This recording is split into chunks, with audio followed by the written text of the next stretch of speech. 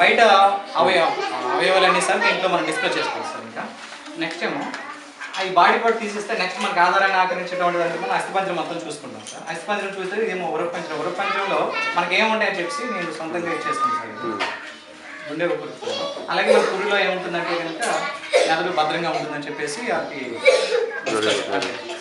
Next దీని తర్వాత మనకు ముఖ్యంగా కావాల్సింది ఏంటంటే కనుక జీర్ణ వ్యవస్థ సార్. మొత్తం జీర్ణ వ్యవస్థ మొత్తాన్ని కూడా దీనికి డిస్ప్లే చేస్తాం. ఇంకా దీని తర్వాత ఇది రక్త ప్రసరణ వ్యవస్థ సార్. రక్త ప్రసరణ వ్యవస్థలో ముఖ్యంగా ఉండేవి ఏంటి గుండె మూత్రపిండాలు వీటన్నిటి ఫంక్షనింగ్ అన్నింటిని కూడా పిల్లలకి ఆ టైం టు ప్రకారంగా అంటే 1 to 5th క్లాస్ వరకు అందరికీ యూజ్ సార్. ఇంకా అంటే వాళ్ళకి ఓన్లీ పార్ట్స్ చెప్పాలంటే పార్ట్స్ ఆఫ్ చెప్తాం సార్. ఫంక్షనింగ్ అంటే ఫంక్షనింగ్ చెప్తాం సార్. దాని తర్వాత మళ్ళీ వేరే సైడ్ క్లిప్పింగ్ సైడ్ చేసుకుంటాం. చూడండి 8 in the morning. Bittu is playing a video game. His uncle presented it to him last week. English lo chesaru kada. It is his favorite game. इसका meaning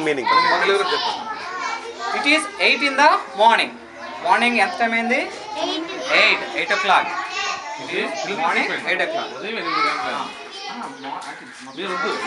Bittu is playing a video game. Bittu ఏ game ఆడుతున్నాడమ్మా? Playing a video. Bittu ఏమో video game ని ఆడుతున్నాడు. ఆ బిట్టుకి ఆ video game ఎవరు present చేశారంట?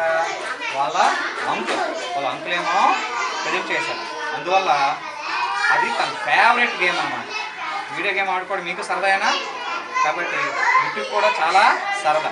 అన్ని పనులు మానేసి ఆ వీడియో గేమ్ ఆడుకుంటూనే ఉన్నాడు.